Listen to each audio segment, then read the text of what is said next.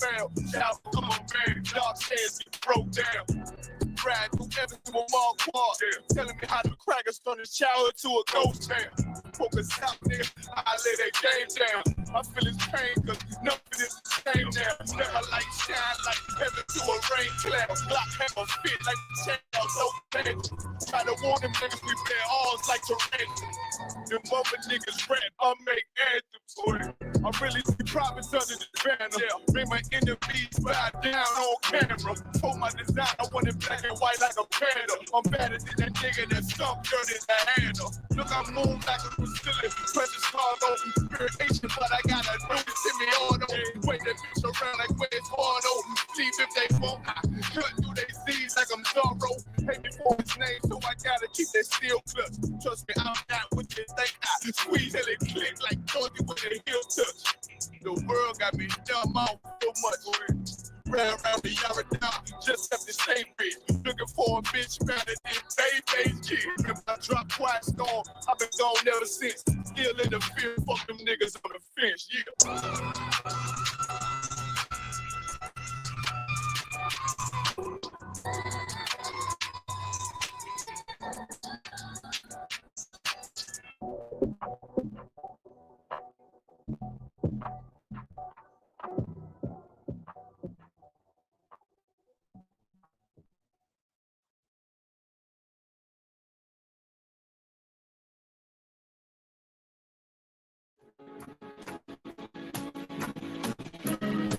They killed, give me understand one thing is everyone. They did the same thing to my people. So that you said that they put millions of my house.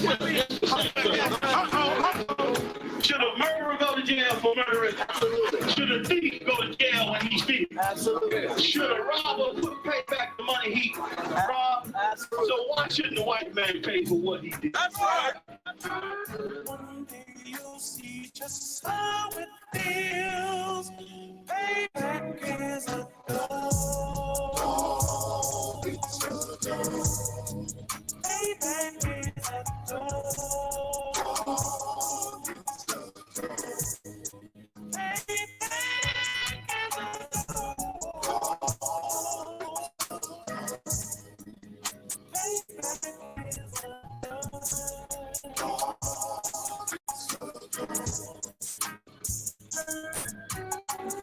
I'm in a hell of a hole, was never expected to grow. The obstacle stand up road, that reserve me telling my soul. The story I'm telling is cold, but yet it's what everyone knows. The white man's the devil is known. America was never our home. Only a place of captivity, safe facility, hate is faking me. They claim that the place be killing me, maybe the slavery draining my energy. 400 years and counting, the thrill of my tears is countless. The fact of them is astounding, but I can't wait till this shit is surrounded. Ready to tangle my king and the angel, be ready to rap. Crack in the sky, nuclear missiles are making it official. I'm capturing every crack and surviving. Put them all in chains where they meet the peace, slavery for me. And let the whole world see the women in the cages, safe on the streets. Put the dog on a leash, get resolved for the beach. 144, get the bullet show, we can all be at peace. As soon as the trumpets are down, your kingdom be busting it down. The only way justice is found, the time for your judgment is now. You'll see just how it feels. Payback is a dog. Payback is a dog.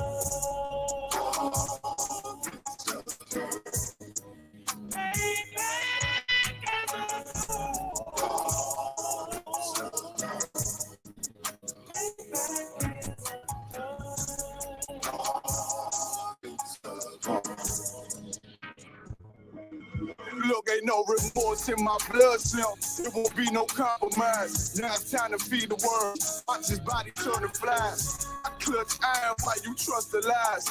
The next Glock I buy gon' be Gen 5. I get it customized. And sending shots off like farewell.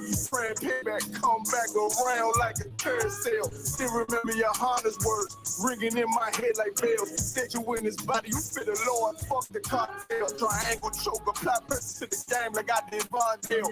Payback's a bitch in his dress. She a bar revenge and served cold. I just hope they make an oxtail. Block fresh out the box. I swear got that new car smell. Made myself a target in the world of man shooters. There was design found for our babies to pass through. And the day of my king's reign, I'll be overzealous.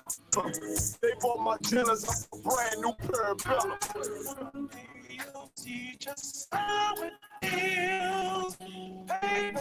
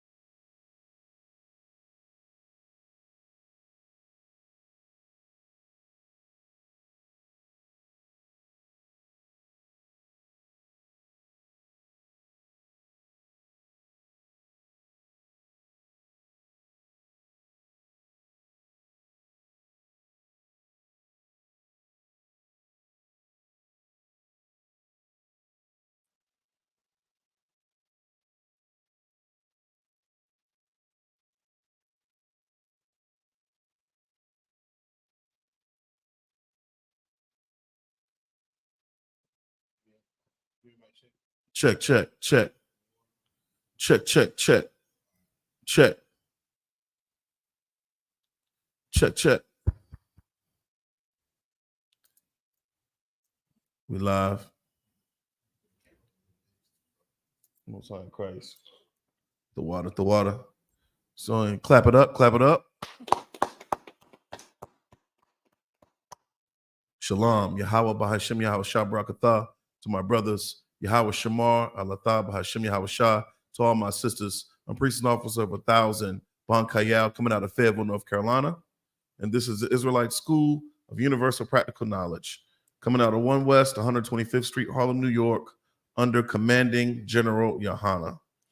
And what we do in the ISUPK, or the Israelite School of Universal Practical Knowledge, is teach the truth about the Bible to so-called Blacks, Hispanics, and Native Indians. We teach so-called Blacks, Hispanics, and Native Indians what the Christian church has failed to. We teach so-called Blacks, Hispanics, and Native Indians what America doesn't want them to know. We teach so-called Blacks, Hispanics, and Native Indians that they are royalty. We teach them that they are God's chosen people, that they, in fact, are the living, breathing, walking descendants of the lost 12 tribes of the nation of Israel, all right? And no longer are they lost. The tribes have always been here. You know, we, based off of the curses, we were scattered throughout the four corners of the earth due to our disobedience, our gross disobedience, and transgressing the laws of the Most High Power. And the Lord is not like us. He's not slack when it comes down to his word. He keeps his word. He made a promise to us. We have an actual contract with the Most High Power, unlike any other nation or family of people on this earth. And in that contract, it says that we will be punished for our sins. In that contract, it said that we will be cursed for being disobedient, for not hearkening unto keeping the law, statutes, and commandments. We didn't hearken diligently. And this is the reason why Blacks, Hispanics, and Native Indians are in the low state that they are in as a nation of people upon planet Earth. Now, some of us are living in the lap of luxury. But for the most part, we all are suffering under the same curses. You know, just because you might be the only Negro in first class does not mean at the end of the day, you won't be profiled to be a nigga in Beverly Hills driving your Bentley. You'll suffer the same fate as countless other brothers and sisters, you know, that have been brutalized by this tyrannical, unjust system of government, of white supremacy. That's what we've been dealing with. That's what we're dealing with. You talk about spiritual wickedness in high places. Blacks, Hispanics, and Native Indians are all too familiar with that. We're all too familiar with being on the receiving end of judgment as far as punishment is concerned. And we are being punished by our power pretty much, primarily because we don't know who we are. We have been misled and deceived and beguiled to believe that we are anything other than the children of God. And that's a problem. All right, if you can, brother, you know I like to start off with Deuteronomy 32:7. Since this is the Monday night biblical history class, we're going to take a look at our nation via history. We're going to take a look at what the Bible says about so-called Blacks, Hispanics, and Native Indians. All right? The book of Deuteronomy, chapter 32, verse 7. Remember the days of old. Consider the years of many generations. The Bible expresses that so-called Blacks, Hispanics, and Native Indians, God's chosen people, are to remember the days of old. We are supposed to be reflective of the things that have happened to us in the past.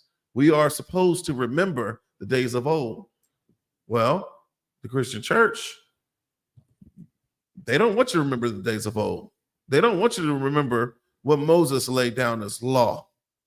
They don't want you to remember that. They don't want you to remember that Blacks, Hispanics, and Native Indians are the Israelites, and that there's a certain way by which we are supposed to live in accordance with the law in order for us to be fruitful upon the earth. The Christian church teaches falsely a John 3:16 doctrine that, you know, God loves everyone with respect to the world. And they don't make any differentiation between the world outside of the world of Israel. They don't even put any emphasis on who the Israelites actually are. And that is a real problem for you, Black man, Hispanic man, Native Indian man, woman, and specifically the children, which is what I wanted to focus on today. You know, we just conducted a food drives all across the nation, especially here in Fayetteville. We had a large food and clothing giveaway under Commander General Yohana, you know, and it was a beautiful thing because we were able to go out and put boots on the ground and to show our people that they have real viable resources that they have access to show our people that, yeah, we might not be on the street corners right now, but there's a school here in Fayetteville, 205 West Russell Street, right next to the jail, right next to the detention center that we're all too familiar with. There is no mistaking, you know, how to get to our location here in Fayetteville, because the jail is filled with Blacks, Hispanics, and Native Indians. All right. So yeah, the food drive was give Commander General Yohana a hand for that. I'm definitely honored that I was able to take part in that. And it's always a glorious event. It's always a glorious time whenever the brothers and sisters can come together in the spirit of brotherhood in the spirit of charity, real charity, man, which is brotherhood. Brotherhood is synonymous with sisterhood. I always look forward to seeing the brothers from the different zones converging in the one space, because that is reflective of what the kingdom of heaven will be here on this earth, man. You think about the context of heaven. That is one context of heaven. When Blacks, Hispanics, and Native Indians are in rulership upon the earth. And it was a beautiful thing. You know, we were in Seabrook Park. It has a real history over there, a violent history. They have all sorts of crimes that are committed over in that area. But that was the safest place to be in the city this past Saturday. Nothing, no gang violence transpired. There wasn't no fighting, wasn't no shooting, wasn't no stabbing. Nobody was stealing from each other. Nobody was scamming. None of the children were mishandled. None of the sisters were disrespected. That was truly a glimpse into the future. And this is how I know that this is the home of the truth. This is how I know that we are the future leaders of the planet Earth, man. That's right. For us to be able to pull off something like that. And brothers was, the strong was in rotation. But there was nothing but brotherhood and sisterhood. We are an absolute love group, man. What I mean by that is, love is an action. We show that we love our people by our selfless acts, taking the time out of taking our own resources to make these things happen, man. And we don't look at it like it's a loss. We look at it like it's gain. When I'm able to spend my hard-earned money on my brothers and sisters I don't even know, brothers and sisters that don't even want to hear this message, I look at it as gain, all right? But the Bible says to remember the days of old, consider the years of many generations. We have to consider the years of our ancestors, many generations, not just the past, not just the present, but with respect to the future. We have to take that into consideration. See, the ISUPK, we teach daily life living skills to the so-called Black, Hispanic, or Native Indian all over the earth. We teach you what you need to do in order to live on the earth, in order to survive on the earth. We are in hell here in America. We are in hell wherever Blacks, Hispanics, and Native Indians are on the earth. Since we were scattered, you need to know how to equip yourself against, the wiles of the devil, okay? And that's the reason why we teach these classes. This is the reason why we have camp leaders. This is the reason why we hold true to the law, statutes, and commandments. We put specific emphasis on these things because that's our only safeguard in these times. And these are definitely the end times, all right? Continue if you can with that verse. Khan. Ask thy father, and he will show thee thy elders, and they will tell thee. That's right. Ask thy father, and he will show thee thy elders, and he will tell thee. Our fathers in here, of course, you have a birth father, but many of our birth fathers are either locked up, in prison, or in the grave, or serving in Esau's military, which I never understood that.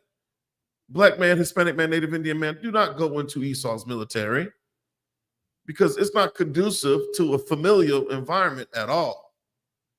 You're going to fight some foreign war for the so-called oppressor who hates your guts. And it makes no sense. They separate you from your family. You're on a whole other side of the earth. And you're not, fighting the good fight. You're not raising brothers and sisters up into the knowledge of the truth. You're going over there shedding innocent blood of some heathen, man, for the sake of what? Their resources, their natural resources. This shouldn't be. And you got to think all that time you spend away in some desert, or what Donald Trump will say, some S-hole country, and the whole time your family is here unprotected. Your family is at the mercy of being spoiled because you were bound. You are a property of the U.S. government. And you know what it says about the strong man's house and how it can be overtaken. Okay? So if you Black, Hispanic, or Native Indian, that is not a viable option for you when you graduate high school to go into Esau's military. Yeah, they make all kinds of promises, but it's not worth your life, all right? It's not worth the influence of future generations to get them to fight for the enemy.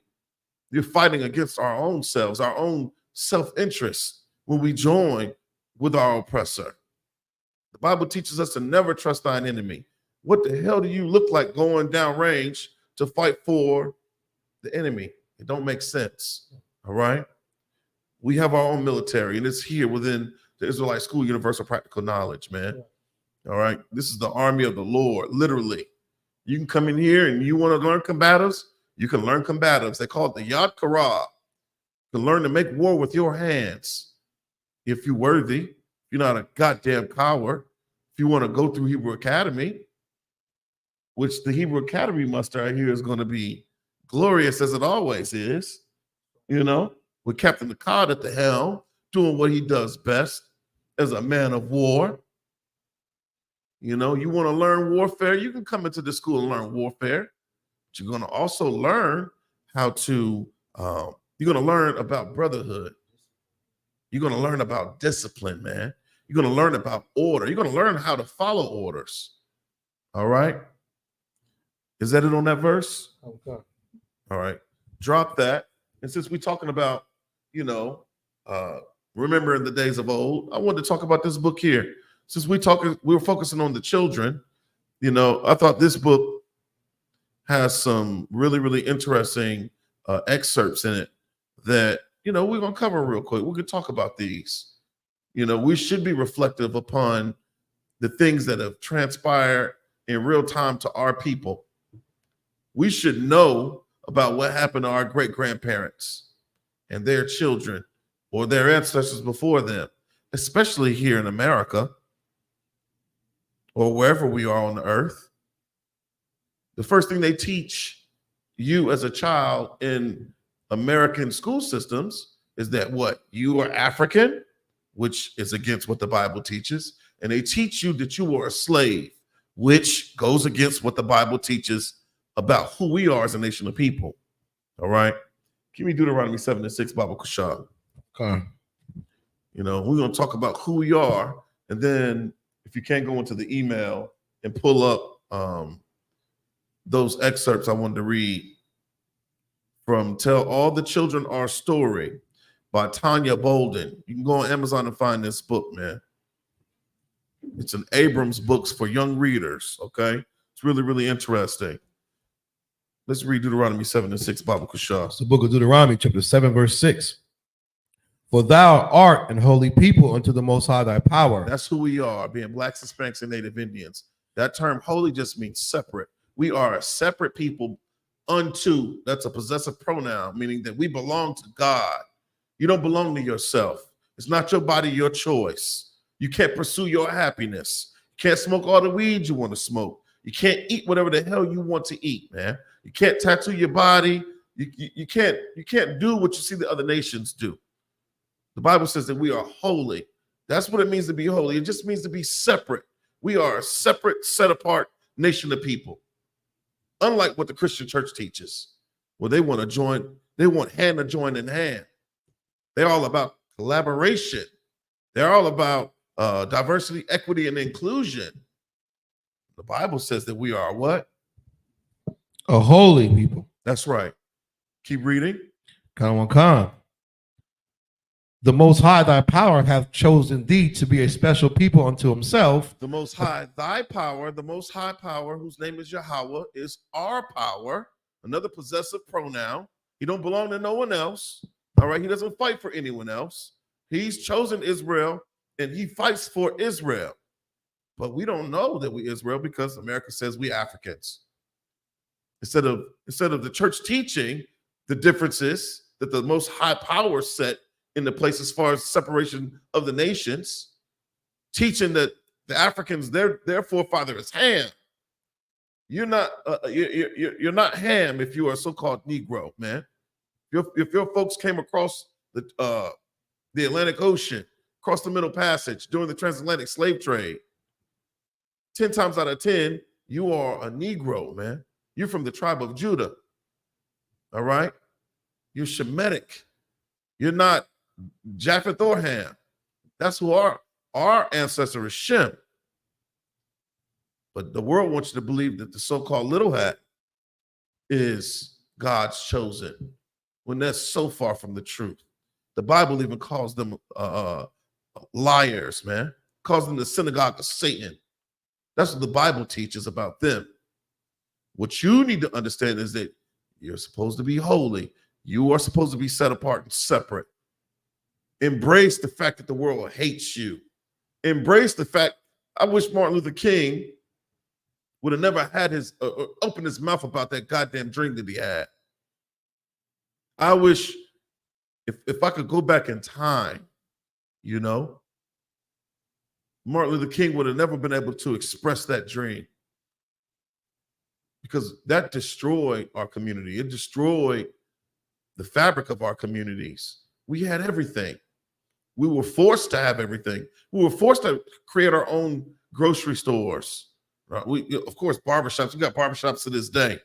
When you think about industry and how a town or a city would work, you know, from the farms to the different textile factories to the other businesses that produce different goods and services, you name it, we had it. In every major treasure city, there was a little pocket of Blacks, Hispanics, and Native Indians living together, thriving, surviving together. But it wasn't until Martin Luther King decided he wanted to integrate us into that burning house, that burning building that we know of America. That is hell. That's our existence today. That's our reality. It's hell on earth, man. Where are our people en masse? We're congregated in the ghettos, in the barrios, in the favelas, on the reservation. You think about those conditions of those settings, those environments. It's chaos. We live in absolute war zones because of Martin Luther King's dream, because of integration, because of the Christian church. All of this is strategic. All of it is systemic. All of it is poison. That idea of us being equal to everyone else is a cancer. Don't teach your children that. If you Black, Hispanic, or Native Indian, you teach your children that they are greater than, as the scriptures say. Keep reading. This is the book of Deuteronomy, chapter 7 and verse 6 or 7. Oh, you want to start at 6? Finish 6 out? Or? Yeah, finish 6 out. Come.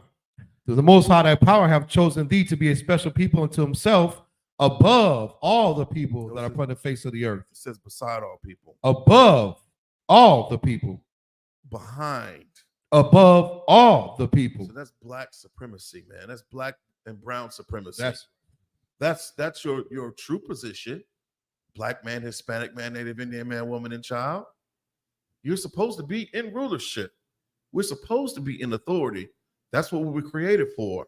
We were created to be the rulers of the earth. But because we don't know who we are, because our identity has been stolen intentionally, we've been mislabeled intentionally. We've been called things that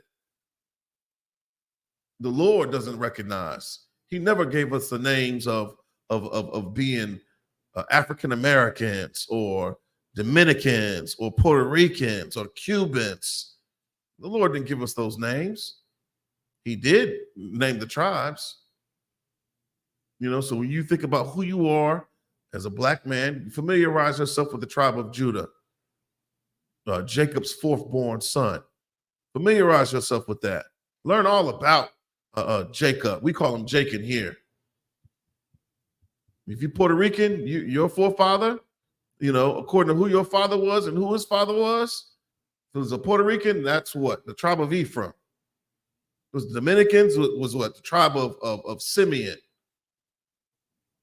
All right, so on and so forth. All right, is that it on that? Okay. All right. If you can pull up the email, I just wanted to read a few of those excerpts, just a flashback to tell all the children our story. So if you're a child listening, we're gonna go into this book and just talk about a few of the excerpts. And they're probably all over the place, but whatever the first one you pull up, that's the one we'll read from. I think the first one is the largest one, and that is on page 41. Yeah, that's the one. Yeah, you can just let them see that.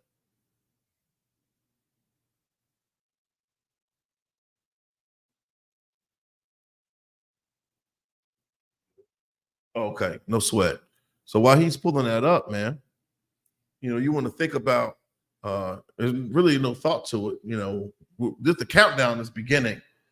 The countdown has begun for the Lord's 55th annual Passover, man. Give that a hand.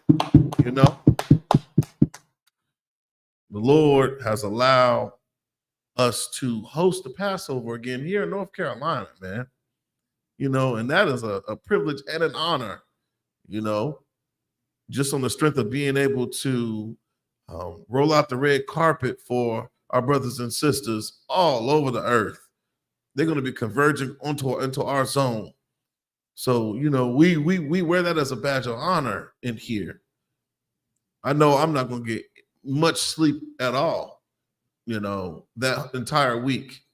And we got a lineup of different activities for our people, man. Let's see. Oh, where is it at? Okay. So starting on the 17th, is that the lamb slaughter? That's the date of the lamb slaughter, the 17th of April. Okay, Wednesday the 17th. We're going to have the lamb slaughter, man. And all this is hosted by Commander Junior Yohana, man, the Israelite School Universal Practical Knowledge. If you Black, Hispanic, or Native Indian, pay your Passover fund. It's $200 per adult. All right, you are invited to come out and to have a glorious time in the spirit of righteousness, in the spirit of brotherhood and sisterhood. Okay, we're going to do a very ancient, I hate to call it a ritual, but it's a very ancient tradition of the lamb slaughter, okay, on the 17th. And then on the 18th, we have the all-black party. Yep, and that's that Thursday, okay? And then Friday night, we're going to have the scripture breakdown with General Muhammad on Friday the 19th. You already know the heavy hitters are going to be in the building. General Muhammad is going to do what he normally does, is answer all your goddamn questions and solve all your problems, okay? And I'm looking forward to that. I know he's going to be giving counsel, I'm sure, all right? But don't overwhelm the general with, your foolish nonsense, man. Get with your camp leader, try to get some of that counsel out of the way so the general can enjoy himself on the Passover, man. These are the hardest working men in Israel under Commander Junior Yohana, all right? So it's very, very important that we are cognizant of that. And I'm not discouraging anyone from seeking counsel.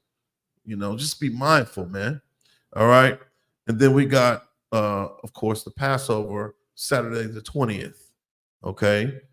And all camps have been ordered to come back to the home of the truth. All right. The truth started out of this school in 1969, man. It's very, very important that if you're some fake Israelite group, I don't even want to call you a camp because you're not learning a damn thing in there. You're being a coward by not coming to get the truth on ground level, man. You got to come sit at the feet of the prophets. You're not getting the truth in these groups. I ran into a brother recently, and he's like, yeah, man, he's in a fake Israelite group. And this is when I first came into the truth. And, on Instagram, everybody's, learning or you learn all sorts of misinformation. You can't be ever learning from all these separate groups, having a Passover in somebody's living room, man. He told me, he's like, man, all the brothers that, I was rocking with, I ain't rocking with none of them no more. I ain't got no more brothers.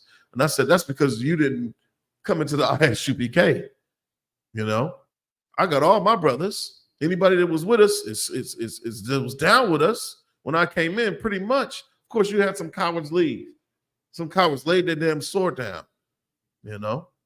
But what the Lord said about that, you know, they was never with us. They were able to leave. If you're able to leave, you was never with us. All right. But we got the Passover. Bring your family out, man. It's a glorious event. I know General Hyman's done giving you some tips on how to conduct yourself during the Passover. You know, this is one of, if not the highest holy day in our nation, man. So you want to be on your best behavior, absolute best behavior. Brothers and sisters should be extra courteous and realize that the Passover is not about you, as General Hyman would say. All right. And so on that Sunday, we have the Feast of Unleavened Bread. But let's get back to Friday, the 19th. They got the children's party that morning, if I'm not mistaken, from 10 a.m. to 2 p.m. All right. Pay your Passover fee. It'll cover the cost of even that, right? Even the children's. Everything is covered. Commander General Yohana is so generous. He went into the coffers, unlike your greedy dog of a pastor who would never go into his coffer. He'll never go spend your grandma's pension on the people that need the money. Commander General Yohana so generously covered the cost of the Passover expenses, man.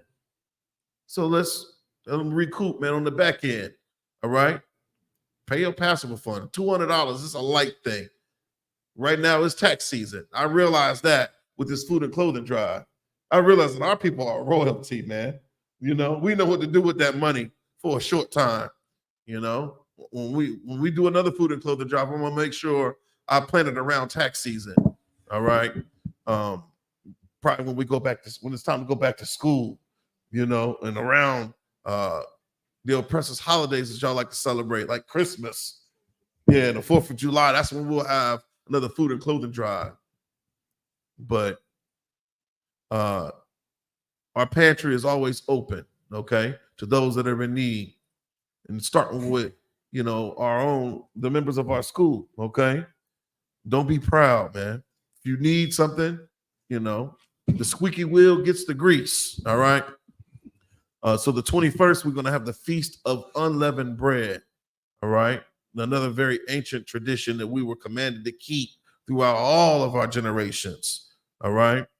So this April 2024, man, starting on the 17th all the way to the 21st, get your affairs in order, all right? And it's going to be here in Durham, North Carolina, okay? So, my brother, you got the those excerpts? Right, I can't pull them up separately, so I got to read it from. No, I'm gonna let you. You can read them from here. I'm gonna give you the book. Yeah. Okay, cool. And I'll give you the book, and just if they can see them. Yeah. Well, I can't get it off the. It's okay. We can work. What does it say? Open with? Yeah, but it's not letting me. You can't just open image in new tab. Yeah, let me try that. Yeah, when you go down to the images. Yeah, Salakia. You know, we in here talking about, you know, the children. And there were some terms that I wanted to really cover when it comes down to our children and what we teach our children. And here we teach our children the truth, man. Our children don't have the hangups of believing in, you know, Santa Claus and the Easter Bunny and, you know, the Tooth Fairy. We don't teach our children that fallacy. And you got to think, you're instilling the spirit of fear in them when you teach them about those mystical creatures. You got your kid missing sleep. Gotta sleep with a nightlight because you done told her about a tooth fairy. So she got to take a piece of her body and stick it under her pillow in exchange for what? Money? So you're teaching your daughter to be a whore or your son to be a whoremonger at a very early age. You know, that doesn't even make sense to me. So all the baby teeth, you know, you're supposed to get some money from the baby teeth. And when I heard about the tooth fairy, I was mortified. I was like, man, I better not see nothing creep up in here, in the wee hours of, the early morning to sneak some money under my pillow. That's terrifying. Why the hell would you want to put that in your child's psyche, man? Why would you want to do that? Psychologically, you are destroying, you are spoiling your children, teaching them about Santa Claus. Some of the myths about Santa Claus and the Krampus. I saw that movie. I said, wow, this is terrifying. And then you think about how they keep Christmas in the Netherlands, and you see them dressed up as these demons, grabbing children off the street. Why would you want to put that in your child's mind? Why? Why do you want your child peeping around every corner, cutting on all the goddamn lights in the house because they're afraid of a leprechaun? They think they see something moving. It's their own shadow. We don't understand that we destroy our children when we teach them things about the oppressor and his culture, his customs, his traditions. Those are his beliefs. His gods have no power, but your God, your power is the living power that created all things. That's what you should be teaching your children about, Yahweh, and teaching them about Yahweh Shamashiach, his son, who we call Jesus Christ, foolishly, because you're not taught the language in the Christian church. You're not taught the Hebrew. We have our own separate language as a nation of people, and it's not Ebonics.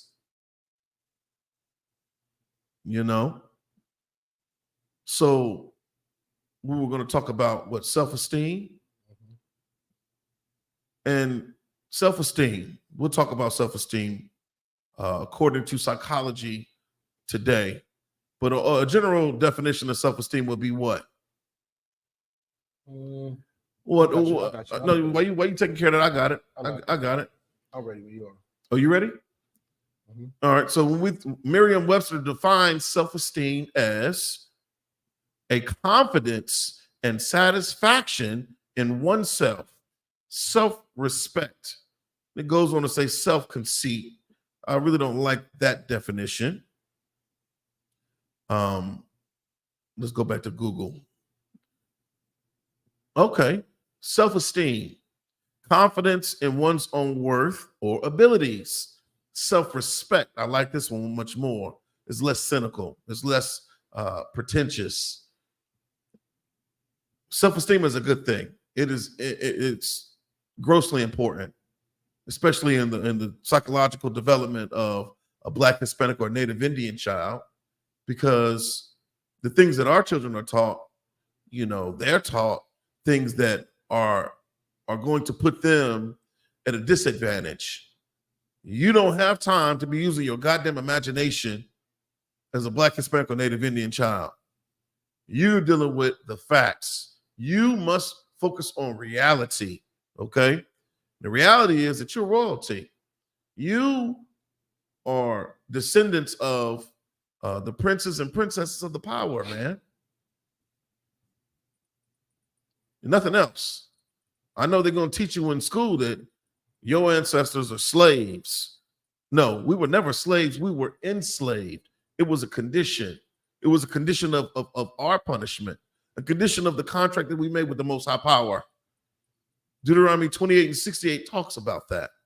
Us being made bondmen and bondwomen, man, to serve our enemies. All right. Being sold by our enemies. Going into cargo slave ships. That's a part of that curse. So, but that's not who you actually are. We just read in Deuteronomy 7:6, that we're a holy nation. They're supposed to be above all the other nations. Anyhow. Share self-esteem. Yeah, self-esteem. They can see it.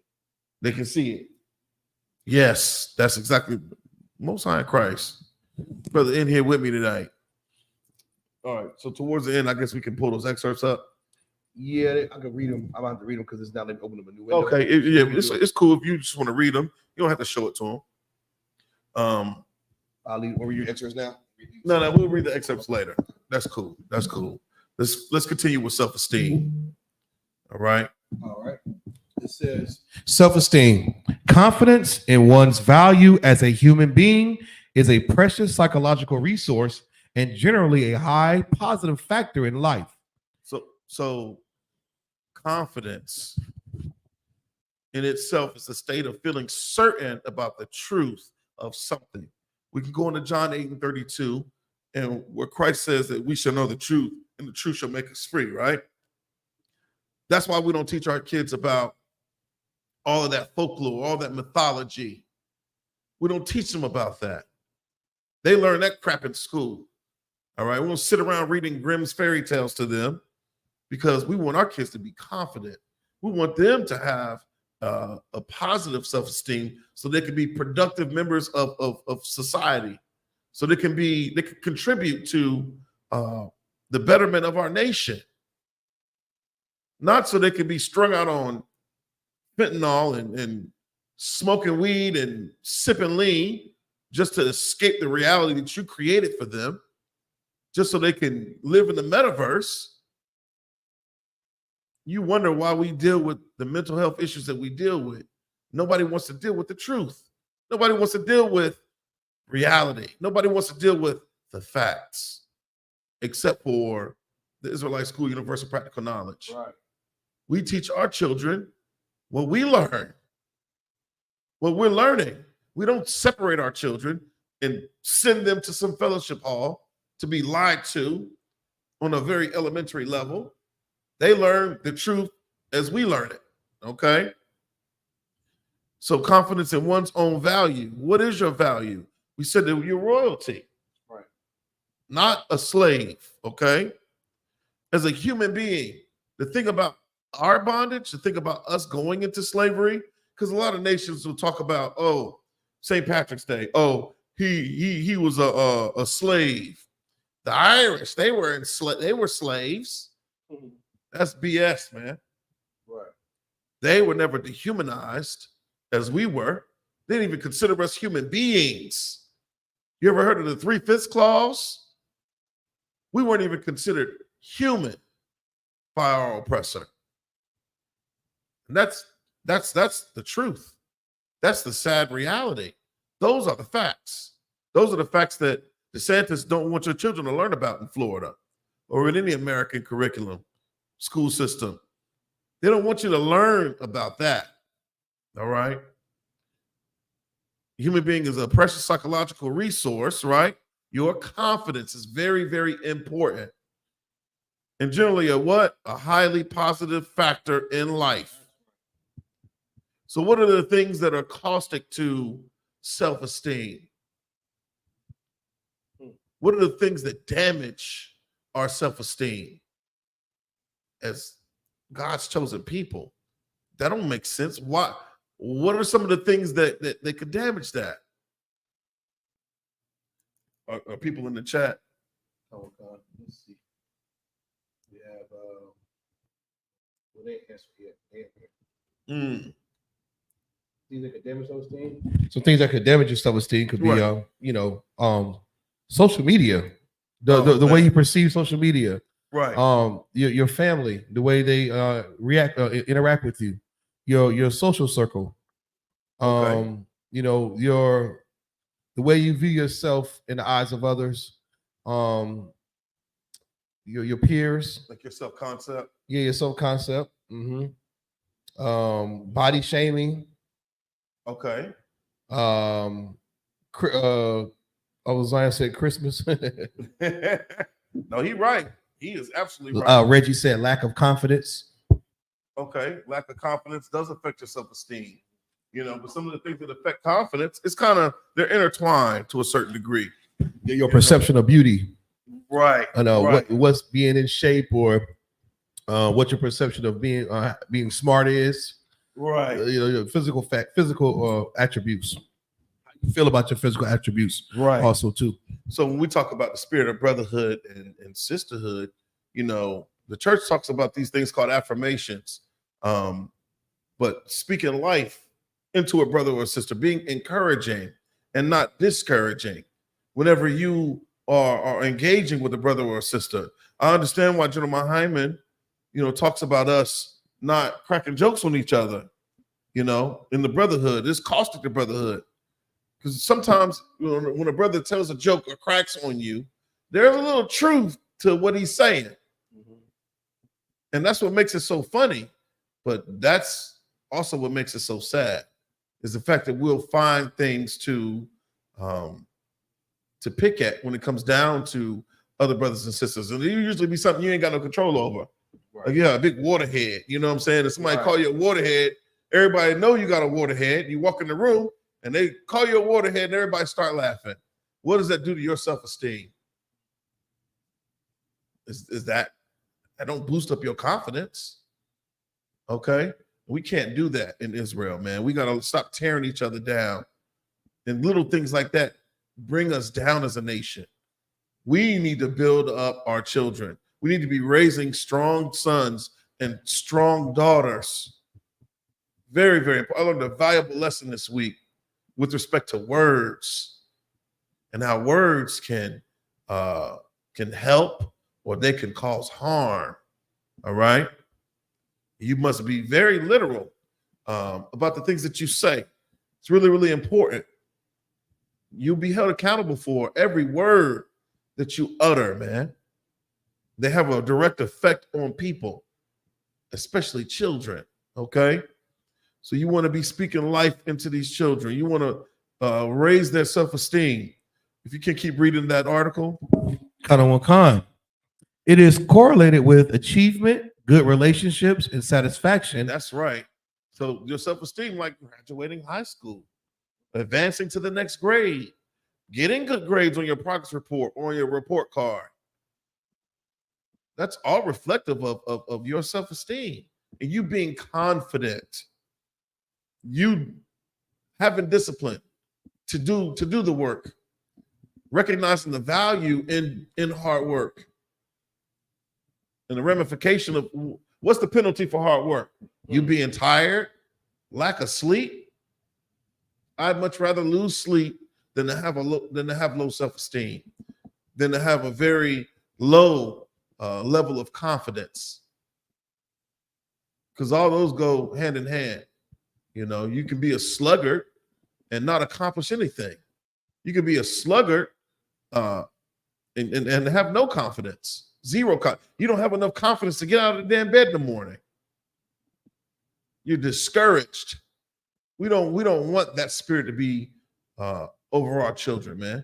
Those are spirits that were created for evil. Okay, we call them demons, but that's what the Bible calls them, spirits created for evil. Okay, keep reading. Khan, possessing little self-regard can lead people to become depressed. How we doing, sir? I can't call it, sir. You went to class?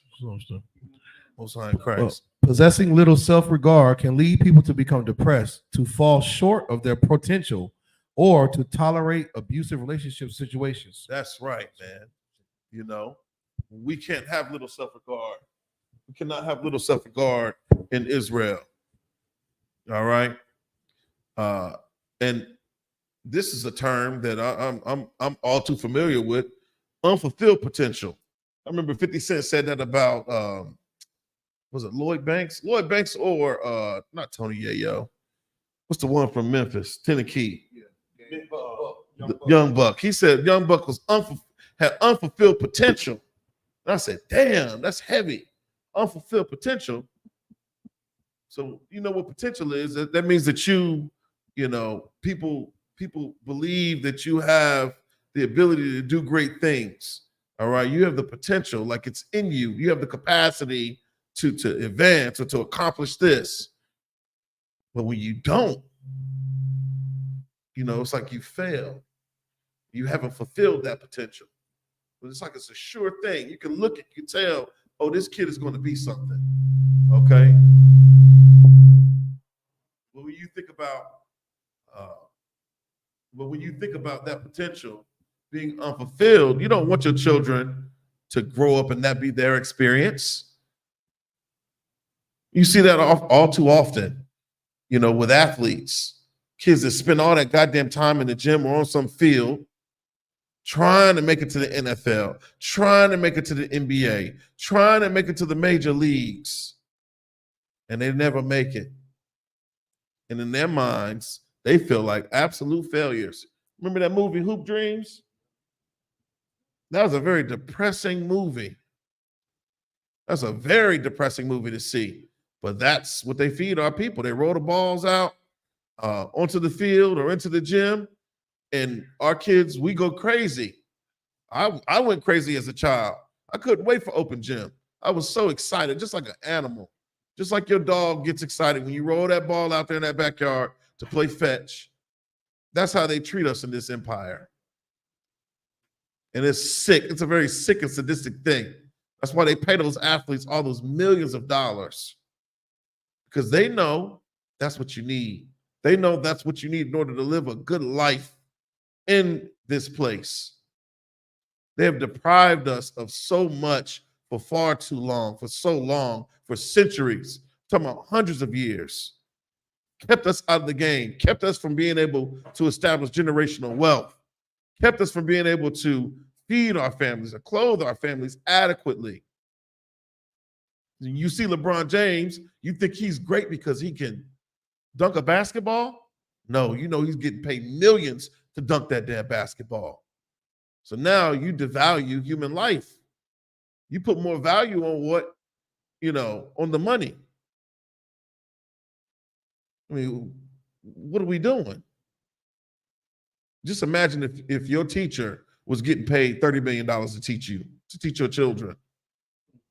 The quality of education that you would have is unreal. That'll never happen in this empire. In the kingdom of heaven, teachers getting paid. You're getting paid top dollar to teach my children.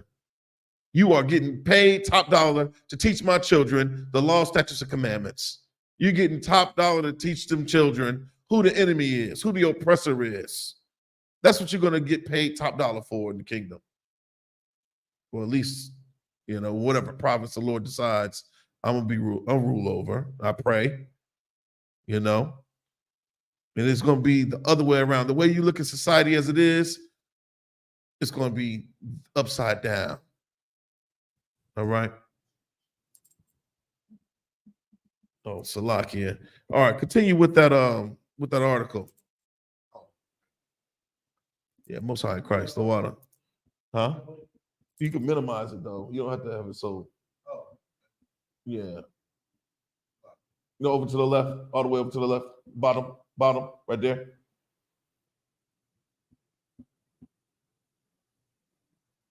Yeah, don't worry about it. They don't have to see it. They probably not reading along at home. We just read the article. It's cool. You too wild. All right.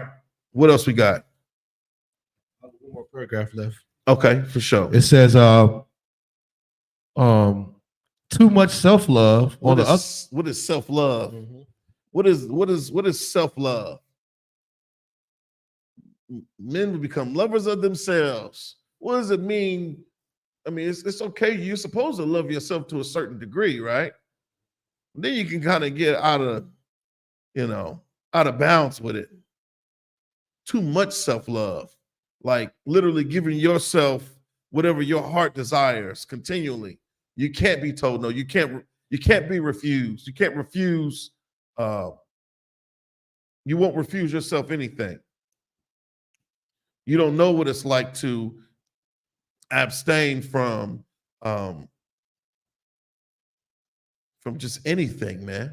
You think about how we overindulge in certain things, food, whether it be alcohol, whether it be women, whether it be clothing, whether it be jewelry. We overindulge in things that are not beneficial to us. You think it's self-love, you thinking, this is my birthday. This is my birthday month. So all month long, you're gonna be doing things to, gratify yourself. All month long, you're gonna be doing things to hold yourself in high esteem. You honoring yourself. If you're doing that, you ain't focused on brotherhood. You don't give a damn about brotherhood. You're being intensely selfish. And that's never had a positive connotation to that word. Selfishness it's not a good thing. I never heard somebody Well, I have heard people say, "Oh, girl, you need to be selfish.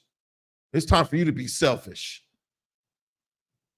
And that's always what on the back end of them being hurt or in a messed up relationship. No, it's time for you to be selfish. You done gave too much of yourself. You know, that's all you really have to give is yourself to your brothers and sisters within reason. All right. Too much self-love. We can't overindulge in selfishness. You love yourself more than you love the most high power. That's where your focus should be. That's where your love, that's where you should be focusing your love is on the most high. Where does he say for you to direct your love? Onto your people, onto your nation, onto your family, onto your children, onto your brothers and sisters? All right, keep reading. Come.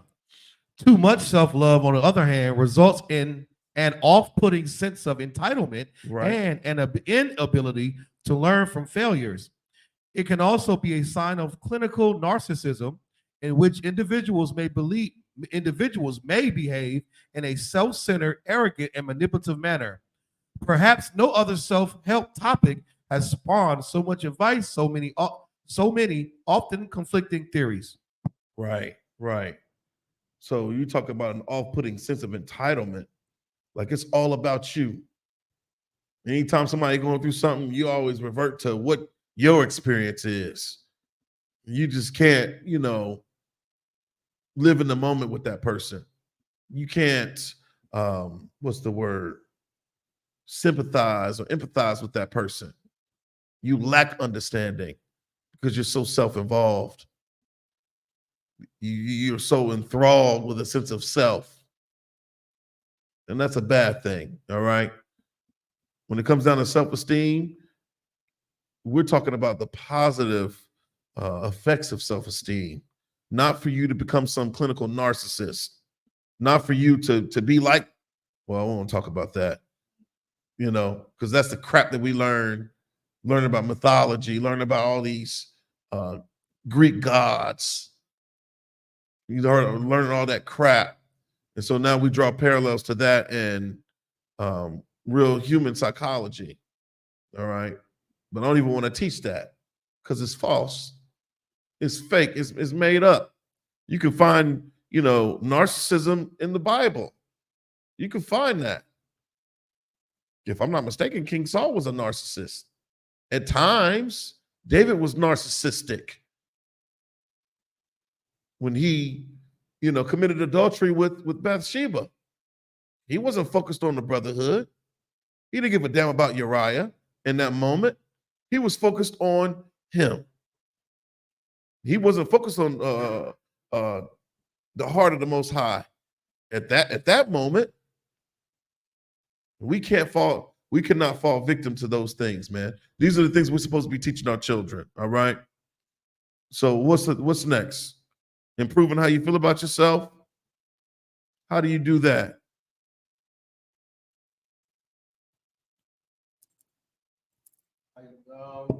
Improve how you feel about yourself? You want the article? You got the signs of low self-esteem. You got ways to encourage positive thinking in kids. Let's do that one. All right. Let's do that one. Ways to encourage positive thinking. Yeah, let's do that one. All right. We're going to start with the article here. It says, all right, these are 4 ways to encourage positive thinking in kids. We all deal with highs and lows in life. Even as kids, we experience a variety of emotions that have a direct impact on our choices and the way we think about ourselves. A bad experience can result in negative thinking, which can be detrimental to a young person's self-confidence and outlook on life. That's why positive thinking is so powerful, not just for adults, but kids as well. Maintaining a positive attitude can be challenging at times, but through practice and encouragement, it becomes a skill that can shape and transform young lives. Just as you exercise your swing before hitting the ball, it is important to practice things that can promote positive thinking. Our minds are valuable tools, and maintaining a healthy and positive headspace can improve confidence and drive in all aspects of life. That's right. Here are 4 ways that you can encourage positive thinking in your kids. Okay. The first way, number 1, always give your best effort. Parents, go ahead. Always give your best effort. Okay. Man, let me find that scripture. I'll keep reading while he goes. Yeah, do it. I had it written down. Go ahead. The first way is always give your best effort. Parents and mentors should encourage kids to give their best effort as often as possible. Right. Okay. So go back to always give your best effort, right? So we're going to go to Colossians chapter 3, verse 23. But before that, before we go to Colossians, let's go to Proverbs 22:6. Since we're talking about the children, really, really important that we reemphasize the whole focus of this class. Go ahead, Adawan.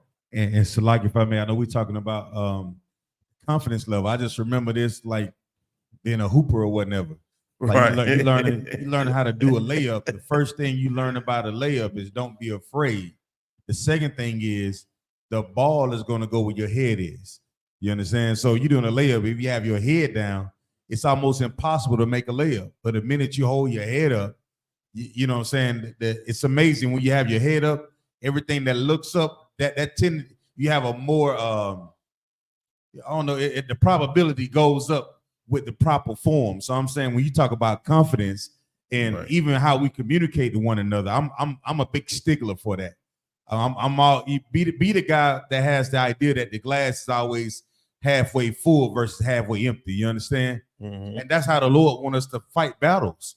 If you relying on everything to be in your favor for a win, then you'll be less inclined to go to war. You understand? Right. But having the mindset, it don't matter what the opposition is doing, because the Lord is on our side. What if David would have had that same mentality about having an issue with his confidence? Right. You understand? He didn't have no issues with his confidence because he said, I fought off lions, tigers, bears in my father's flock I protected. You understand? That's right. So we have to look at the accomplishment that we've done, like from day to day. We don't think about it, but we've survived one of the most cruel oppressors that ever walked the face of the earth. And we still here and we found his truth to serve the Lord. Right. So you can't take that for granted. You can't take it for granted. That alone in itself, when I talk to my brothers, Kawhi, he'll be like, nah, brother, this is what we doing. And brothers around you help that mentality to stay strong. You understand? Right. Like it's like a recharge when you talk to a sister or brother. You don't want to be a Debbie Downer or a negative, what they call a negative Nancy. Don't nobody want to talk to nobody like that all the goddamn time. Right. You want to be able to have the spirit of encouragement and fight for every conversation that you have, because you don't know what your conversation means to the next brother or sister. So you should always watch your tongue. And when you said confidence, man, Commander General Hunter has seen many summers and many winters, but you wouldn't be able to tell it once you look at America on Fire. You understand? That brother done seen much more winters than I have. Right. So you think I'm gonna get on? You think I'm gonna walk through life with my head down when I see a brother like him with his heads up, gray beard and all? Hell no. Hell la. The hell, what are we complaining about? And it's all start with lack of confidence, because sometimes in this earth, we get the idea that everything should go our way, like to have the advantage. Sometimes you won't have the advantage. Right. Sometimes you have all odds up against you. And that's where we are right now as Black, Hispanics, Native Indians. The bet is against us. Yeah. Huh? You're right. It ain't a 2-to-1 ratio. It's one against the other nations. Praying that we fall. You understand? Praying that we fall so they give us drugs. Praying that we fall so they give us guns. Praying that we fall so they give us religion. Praying that we fall so they give us holidays. Praying that we fall so they give us Planned Parenthood. Right. All these things are designed for Black, Hispanics, Native Indians to walk into an arena and give our lives away, man. Them adjustable handcuffs, who they made for? Mm. Captain McCall said they custom made to fit us. Heavy, man. Keep Right. rocking, Bunky. Y'all Damn slide. right.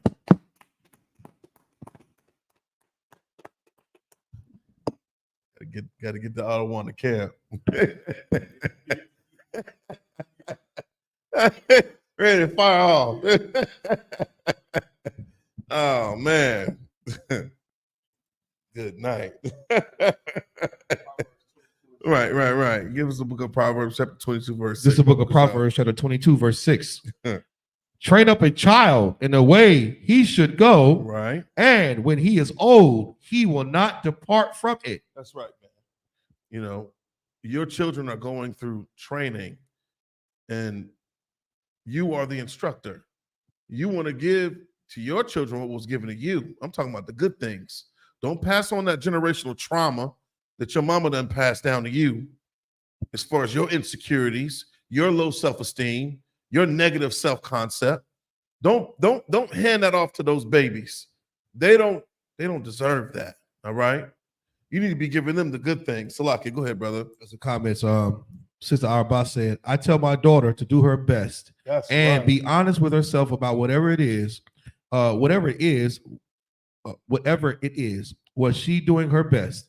She knows her family believes she's absolutely great. Damn, That's she damn awesome. sure is. Brother Reggie said, be open to humor. Also, the water, brother Reggie. right. Also, Damn, I needed that one. back, We were just talking yeah, about that. be open to humor. Good night. Give brother Reggie a hand, man. Salakia. It's just the Arabah too, man. You know, she's absolutely right. You know, speaking those positive affirmations into the babies. But you know, our lives are so real. We got to learn how to have a sense of humor when it comes down to certain things. Not taking things so literally. You know, if it's a joke. You know, realizing what's real and what ain't real. All right.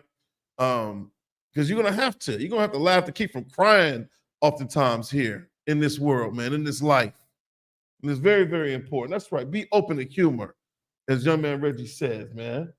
But yeah, you teach the babies to do their best in all things, man. You know, that is essential to their training. You set the bar. The standard is Christ, all right? And the Most High Power has blessed you with these children so that you can do your best with them. Don't give them some subpar, lackluster effort in their development. You are literally breeding and raising the future generation of our nation. You're going to be born back in through that line. So you might as well do your best with them. Give them your all when it comes down to the truth, teaching these children the truth, raising them in truth, raising them in the truth. It's really, really important for them to know who they are. These breakdowns, we're just not, trying to fish men and women out of the world. You got to be teaching these to your kids. You're going to go into the house and you fired up with the spirit of righteousness on your heart. And your kid's looking at you like, what do you mean I can't eat these gummy worms? We don't eat no pork, no shrimp, no crab, no lobster. You ain't teaching. You got to teach them. All right? And you really have to stay on top of them if they're going into the oppressors' school systems, man. My daughter told me she was really frustrated the fact she had to do a project dealing with a shamrock, in honor of St. Patrick's Day, which means absolutely nothing to us as Blacks, Hispanics, and Native Indians. So you forcing some black child to draw a damn shamrock for what? How was that helping them? How is her drawing the shamrock going to help her in life? It's not. And my baby expressed her disdain for her being forced to do that. And she asked for an alternate assignment. Because the teachers are supposed to have alternate assignments. Now you're infringing upon her religious liberty when you present her that crap. Because that goes against her culture. I'm not raising her to believe in leprechauns and and the Irish and nothing dealing with white supremacy at all. All right. Anyhow, teach our children the truth, man. You see, back to the article, Kowal Salakia. Sweat. All right. Training a child in the way he should grow, for when he is old, he shall not depart from it. That's right. All right. The number 2 way, all right, to give positive, 4 ways to encourage positive thinking in kids. We already read number 1, which was always give your best effort. Right. Number 2 is to give back to your community. Giving back to your community or causes that you care about is another great way to maintain a positive mindset. Volunteering can help your family connect with others who hold similar values and beliefs. Even activities as simple as tutoring someone on their weekend or pulling a neighbor's weeds can have tremendous effect on community you live in. When kids can see their actions can make a positive difference in the world, they will be more likely to feel positively about themselves and their community. Right. So when it comes down to that, go scroll back down. Yeah, giving back to your community. We call it it's outreach. That's all it is, you know. And you are instilling a certain level of confidence in your children to be holy. All right. So they are setting the standard amongst their peer groups. My kids, you know, they took those Food Lion, a great value. Walmart has these gummy bears that they make them with beef gelatin. Okay. And so these kids are bringing trolleys in. They bringing the Haribo gummy bears in, and my kids bringing the Great Value gummy bears. And they're like, damn, the kids in the class said that the gummy bears with the beef gelatin taste better than the Lifesavers, taste better than the Haribo, taste better than the ones made with pork gelatin. So they done set a standard in their classroom when it comes down to something as simple as a damn gummy bear. And my children knowing the truth, knowing that they can't eat any pork, knowing they can't eat any shrimp, no crab, no lobster. And then, you know, teaching them to have the confidence to stand in the truth when everybody else is doing God knows what. It's very, very important, man. Very, very important. But with respect to giving back to the community, when we do these food and clothing drives, it ain't just us. We got our ribs in here. We got our children in here. Babies, they can't even walk. They're seeing it. They're seeing us go out into the communities, go out in the highways and byways and hand out this food, hand out these clothes. They see us doing all these things. So we're raising our children with the spirit of charity, true charity, which is brotherhood, man. You know there's brothers and sisters that need things in the community. And they're not, you know, our people are royalty. They got pride. They got real pride. They're just not going to come seeking. You got to literally put it out there. You got to make neon green signs and put food and clothing in the big and the word free in all caps for them to come and partake, man. All right? And it's nothing to be ashamed of. In this school, we understand how our people have been deprived intentionally. So if you need food and clothes, we're not looking down at you. There was a time when I needed food and clothes, and I had to depend upon a pantry. Sometimes I take things out of the pantry. All right? Don't be ashamed. Don't be too proud, man. All right? So, yeah, it's important to give back to the community. And we feed everybody. It ain't just about, you know, Blacks, Hispanics, and Native Indians with respect to our food and clothing programs. All right? Now, cookout, that's a little different. You ain't invited to the goddamn cookout. But when it comes down to us doing these food and clothing drives, we are the solution for humanity, man. All right? Keep going. Colonel Khan, the number 3 way. Practice positive self-talk. Parents and mentors should show kids the importance of being gentle with themselves and others. A great way to help kids develop this skill is to tell them to talk to themselves as if they were talking to their best friend. If they wouldn't say something mean to their friend or loved one, they shouldn't say it to themselves. The way we think directly impacts our behavior and feelings about the world. If kids can think positively about themselves, they will likely feel the same way about the world around them. Give me the book of Proverbs, chapter 18, verse 21. You know, we talk about the power of words, the power of the things that you say. It's really, really important that you understand there are ramifications, there are benefits, and there are negative takeaways from the things that you say. There's consequences for the things that you say. You can either uplift or you can tear down the things that you say, man. All right? If you can't read that. The book of Proverbs, chapter 18, verse 21. Death and life are in the power of the tongue. Death and what? Life. Death and life are in the power of the tongue. What is the power of the tongue, man? Your ability to what? To put words together.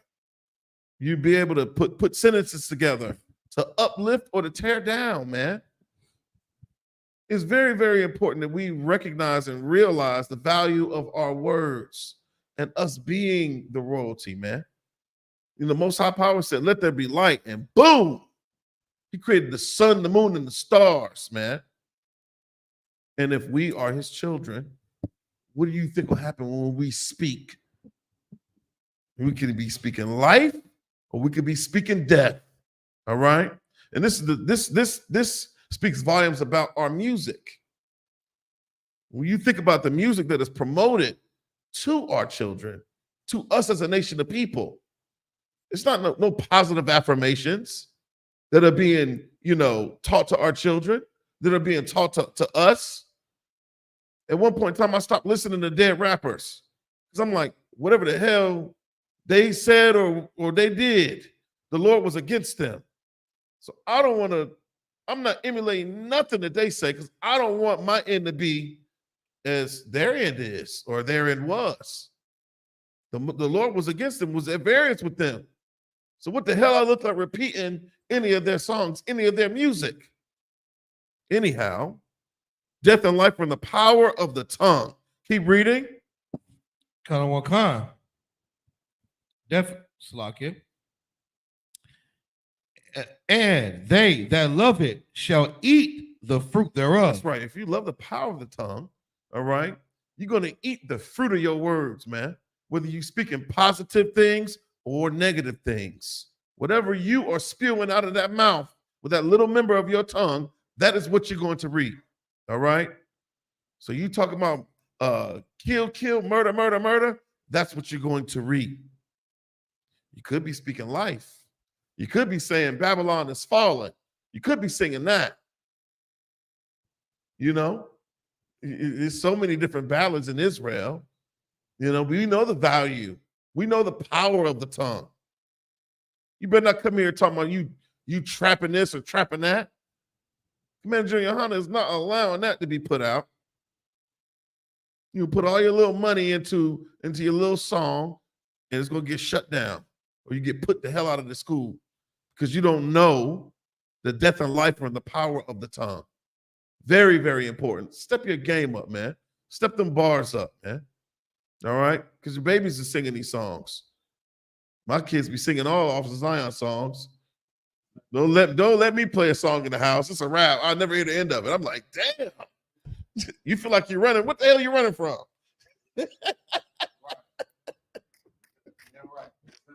You know what I'm saying? I don't think they putting two and two together. She ain't putting two and two together like he's the one that made that song. He wrote that. She don't know just yet, But when it clicks, good night. Anyhow, man. All right. Where we at? Take ownership and responsibility for your actions. What's that about? Take ownership and responsibility for your actions. Helping kids realize they have control over their outcomes helping kids realize they have control over the outcomes of the challenges they face can help build confidence and reduce overall anxiety. Reducing anxiety and practicing problem-solving skills at a young age can have a huge effect on how their mindset develops through the rest of their lives. Raising confident kids is one of the best ways to help encourage positive thinking. Damn right. Go ahead, Ottawa. It's like if I made that, that's heavy. That's true. I think that's something you have to. Man, I'm gonna tell you something. You have to catch those children before that before that mindset set in. You have to be close enough to them to ask them, "Are you okay?" You know what I'm saying? Like you can see the countenance of your child change when they go through certain things. So you have to make yourself available, right? Right. But if you so involved in the things of this world, you'll overlook your child. You'll become more satisfied with how much money you can make with going to your slavery. You'll be more concerned about how your kid dressed versus the thing that was inside of them. You understand? Right. Their mental stability. You understand? Because I remember growing up, some of the kids where I come from, like their parents didn't give a damn how they act. You know what I'm saying? Longer they had the J's on, they were fresh to death, polo down to the socks. Right. You understand? But they be terrible as hell. You know what I'm saying? Nice. Not even in class 20 minutes. But you have to, I've learned this truth is something that we read in the Bible and we finding out how to really build confidence in children. That's right. Not through somebody that's in the world. That's what makes this truth so valuable to the nation of Israel. Going to see some psychologists that may have got a degree from an oppressor, that's a wonderful thing. Ain't nothing wrong with education. But being able to look back and say, what thus says the Lord, oh my God, man. Right. How to raise a child and watching what you say around them, how to watch your tongue. And guess what? We all been guilty of it. So when we go in the Bible and read these things, it's like, oh man, uh-oh. Right. It's a self-check. You're not getting this in the Christian church. Nobody in that Christian church had ever told you to self-check yourself about how we talk to one another. Right. How you treat one another. Yeah, they'll tell you about the No, you too up. You too up, brother. I'm listening. This camp thing. No. We in here with you. You know what I'm saying? You know, you just ain't going on a tangent. You know, you adding value to the class. You know, that introspective thought is always appreciated, you know, because not everybody thinks on that level. Not everybody is able to eloquently express that thought that way, you know. So when you speak, you listen. When you speak, we listen. You know what I'm saying? And I was reading the scripture that was heavy earlier. Oh man, cool. You got those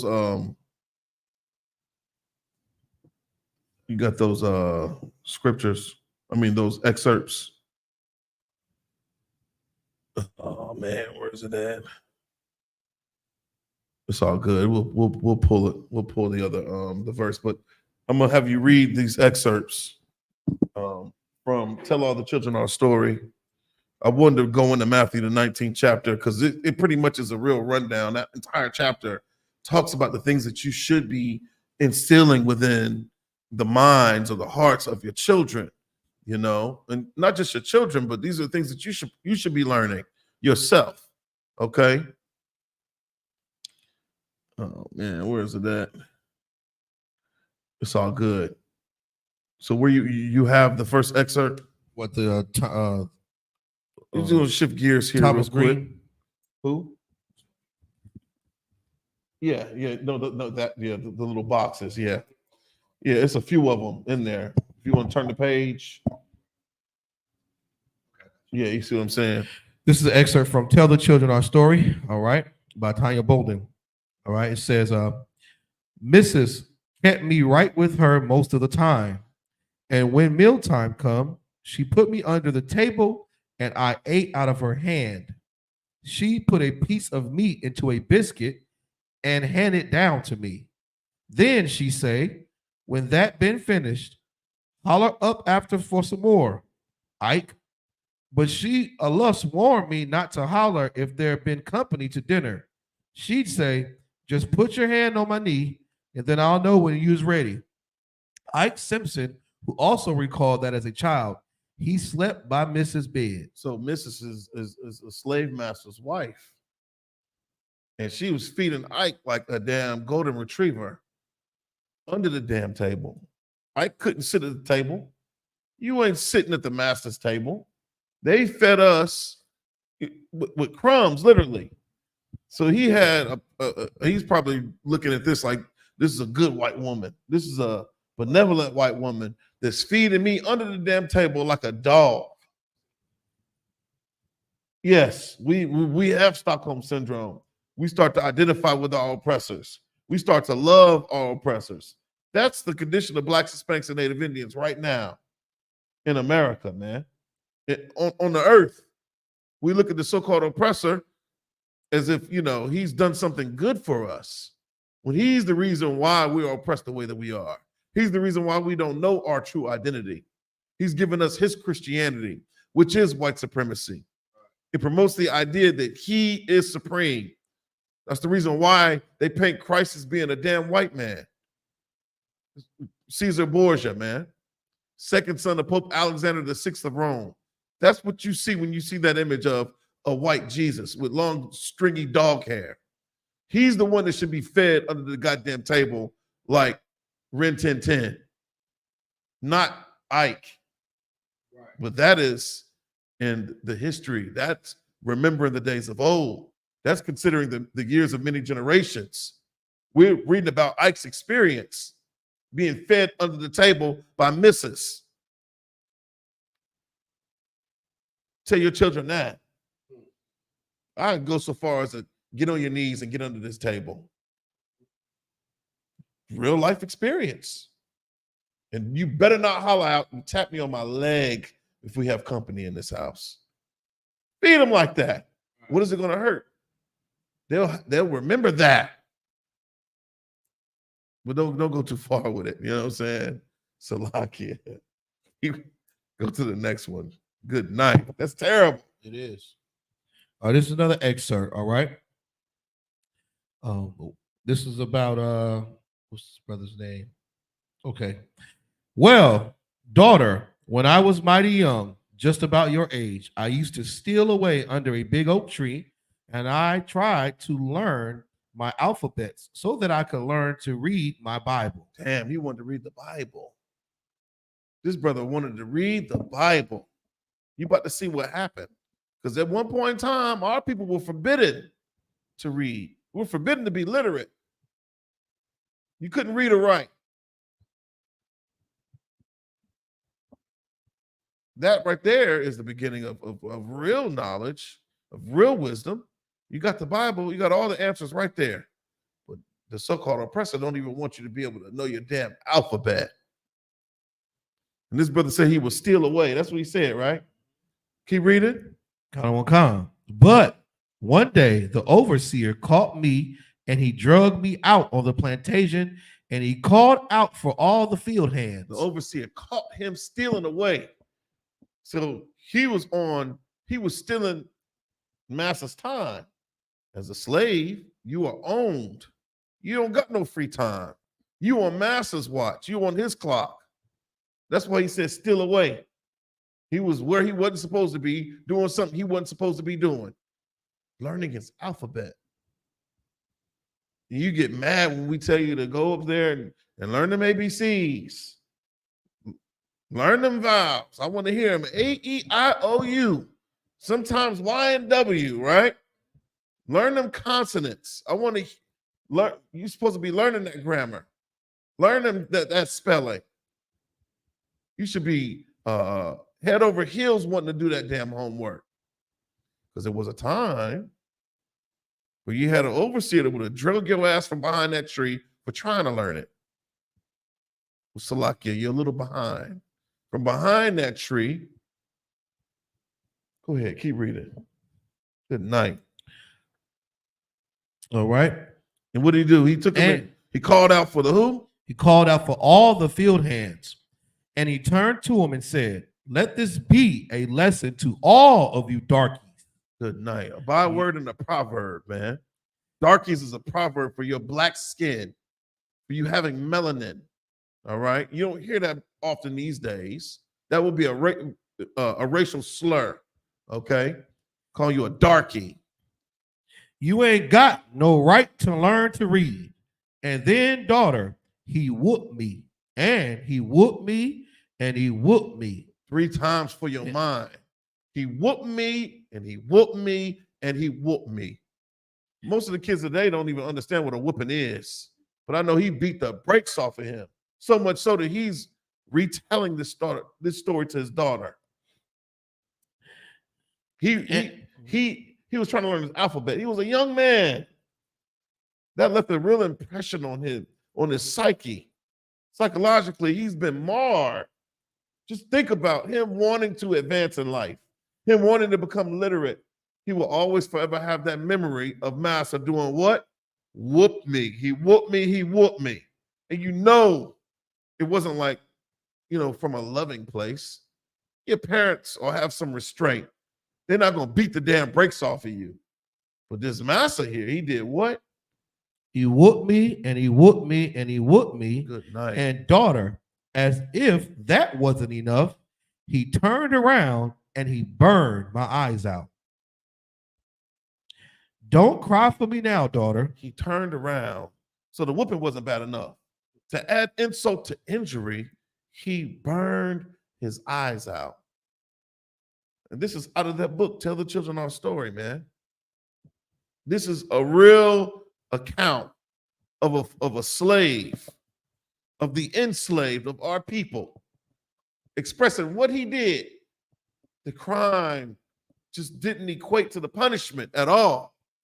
It was overkill. This brother lost his sight behind wanting to be able to read the Bible. You want to reject the Bible because of what the churches have done to the Bible. You're not learning the Bible is painting the picture of you being in it. That's the reason why we reject the Bible as a nation of people. Because the white man has taken indecent liberty with the Bible. And these wicked Christian pastors, man, they've taken creative liberty with these scriptures. They're not teaching the Bible as what is denoted, as what is actually written. They're not following or teaching you the example of Christ. They're not. This is why you look at it and you're bored. You're bored in them damn churches. That's why they play all the damn music. That's why churches turned into a goddamn concert. That's why they have a praise and worship ceremony before every sermon. I remember we was at the church that time, the old man, and the damn pastor broke out in the song like it was some goddamn musical. And it was so cheesy. It was the corniest thing ever. I just remember Kawhi looking at me. We were disgusted. Even then, we knew something wasn't right. We couldn't put your finger on it. But we were uncomfortable sitting in them pews. The Wadi Yahweh for Commander General Yohana and the Israelite School of Universal Practical Knowledge, man. Thank the Most High for General Muhammad and all Captain Tazariot, Captain Nayathak, Officer Zion Ya'ala. I am forever grateful and indebted to these men. That's right. For waking me the hell up, pulling me out of that drug-induced slumber. Salakia. Right. Let's keep reading. He burned his eye. The overseer, the master, burned his eyes out. And if that wasn't enough, he turned around and he burned my eyes out. Don't you cry for me now, daughter. I want you to promise me one thing. Promise me that you're going to pick up every book you can read and you're going to read it from cover to cover. Let's read it from cover to cover. He started out his journey to knowledge, wanting to read the Bible. And I know it was good, and I know it was sweet, and I know he was enjoying himself learning this alphabet just so he could read his Bible. Don't do what your pastor says and just focus on the New Testament or read out of the New Living Translation. This nigga said to read it from cover to cover. You got to start in the Old Testament. You got to begin in Genesis. You got to get through the Pentateuch. Genesis, Exodus, Leviticus, Numbers, Deuteronomy, so on and so forth, all the way through Revelation, man. You won't even understand the New Testament without the Old. Very, very important. Who the hell picks up any book? You don't read The Lion, the Witch, and the Wardrobe starting at the middle. You didn't read about Odysseus in the Iliad beginning in the middle. You didn't read Tolkien, The Lord of the Rings, starting in the middle of the damn book. So why you do that with the Bible? Your pastor's a fool. and you a fool for following them. All right? You don't have to be a fool, though. You can come down here to 205 West Russell Street, and we're going to show you how to read the Bible from cover to cover. But we're going to show you what Christ said, how to read the Bible, man. Precept upon precept. All right? Here a little, there a little. It's a real simple thing. All right? Keep reading. Promise me that you're going to go all the way through school as far as you can. And one more thing. I want you to promise me that you're going to tell all the children my story. Promise him to do what? Tell all the children my story. Yeah. When you read that in Genesis, you know, ask thy fathers and they will show thee, they will tell thee. This is what we're talking about. Took a real father to tell that story. Can you imagine? I remember my pops told me how he got into a fist fight with his brother over some damn orange juice. And his brother ends up getting killed before my father could make amends with his brother. He told us that story and we was in tears. We was bawling. I remember that. This brother is telling the children his story. It's very, very important that you keep it real with your kids, man. You don't got time for fairy tales. We ain't got time for that. We ain't got time for Mother Goose. You don't have time for Grimm. You don't have time for Aesop's fables, man. You need to be teaching them about this truth, okay? Keep reading. Come. This was 5 or 6 year old Tonia Stewart's Papa Dallas told her one day as they sat on the front porch of their home in Mississippi, aware that he was blind and curious about the ugly scars around his eyes. Young Tonia had asked her Papa Dallas what had happened to his eyes. He gave her that raw, uncut. He told her the truth.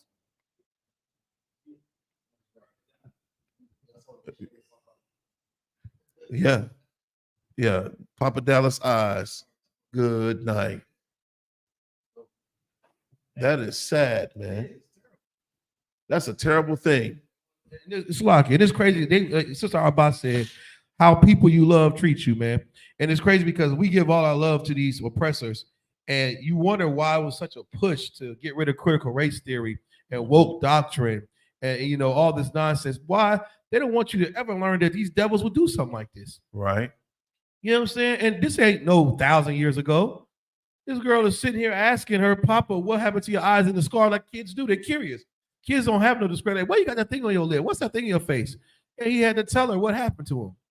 And for him to sit there and you know, asking her to promise him that she'll read and go to school, be educated, like that'd be a lesson to all of us, man. Like, you know, don't ever forget the atrocities that happen to our people. But when you do that, you tend to love the devil that the Bible speaks of. You get close to him and you love him, not knowing he's a serpent. He's an evil bastard. And you don't even pay honor to your ancestors who went through hell. Mm-hmm. Yeah, just trying to read the Bible. And that's another last thing, a misconception is slaves could read. They were allowed to read how much grain to go pick up from the store, Right. how much rice to go pick up from Massa, how many nails to go get from the damn Ace Hardware. Mm-hmm. They were allowed to see how many seedlings to go get and all that. They had notes to go take and all that. They could read a little bit. Right. They just couldn't read the Bible. They couldn't read the Bible. They were forbidden to read the Bible, and that's what really pissed them off. That proves they the devil the Bible speaks of. That's right. Ridiculous. Damn right. Get that brother a hand. He right. Go ahead, Ottawa. And it is heavy because at that time, they must have known there was something that was in those words that we could, what's the word I'm looking for? That we could we could resonate with. It was something about them something that is in that Bible that would give us what? Confidence. Yeah, that's right. There was something in those words that would give us confidence in ourselves. And so that's why they had to jump in front of it and change it to fit their narrative. And that's why we have Christianity today. And Christianity, the way they teach it, come out of the Southern Baptist Conference, which was an organization that was founded by the KKK. Mm. Go look at where all that come from. Go look it up. That's the history of it. But man, Most High in Christ, that we here today, we understand what was in that Bible. Right. That's right. So you still look at us crazy once we turn to the east and say them prayers. you think that we crazy. Mm, mm, mm, mm. Yeah, that's heavy. That's absolutely heavy. You know, if you can, brother, I want to read 2 Timothy chapter 3 and 14. 2 Timothy chapter 3, verse 14. 3 and 14. Yeah. The book of 2 Timothy, chapter 3, verse 14. But continue thou in the things which thou hast learned and has been assured of, Yeah, we're supposed to continue in the things that we've learned, man. What have we learned? knowing of whom thou hast learned them. That's right. First of all, you know, we talk about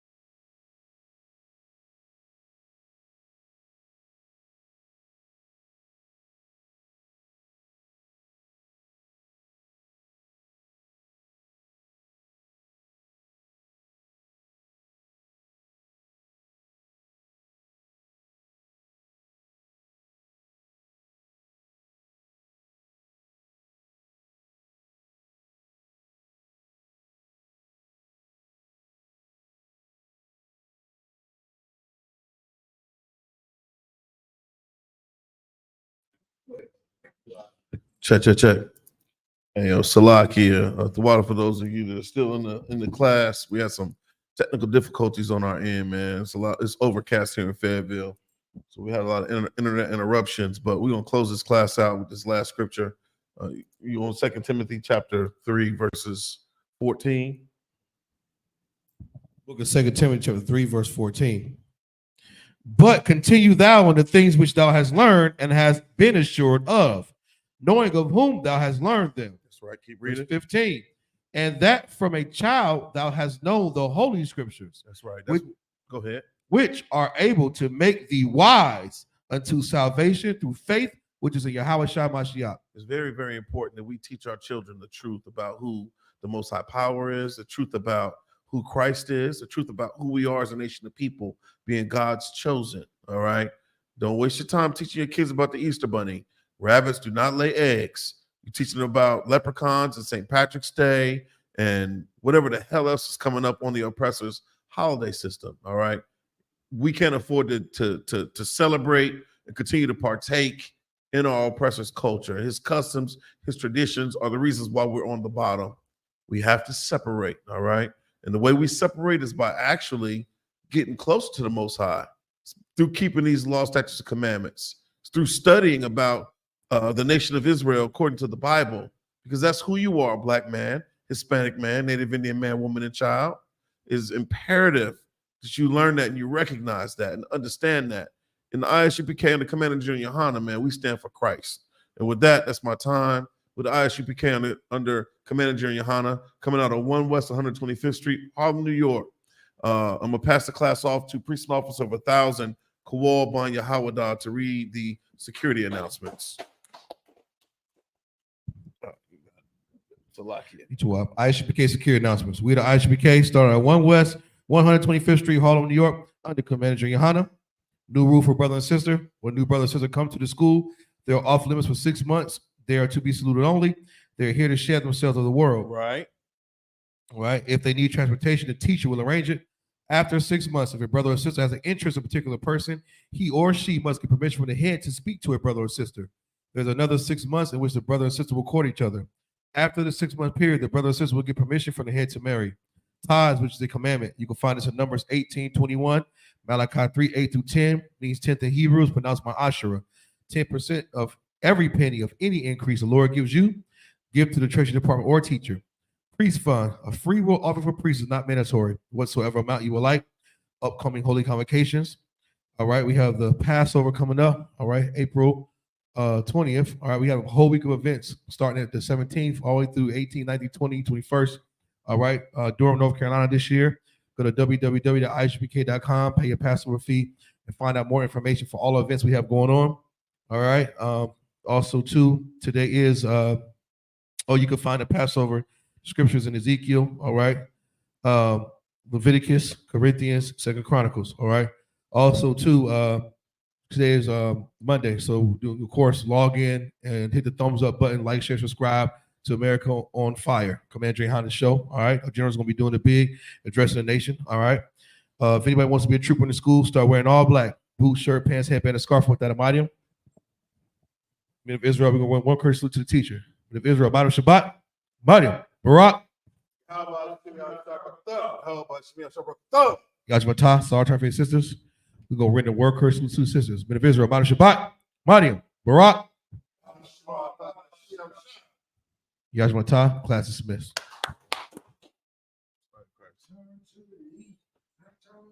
That's a new joint?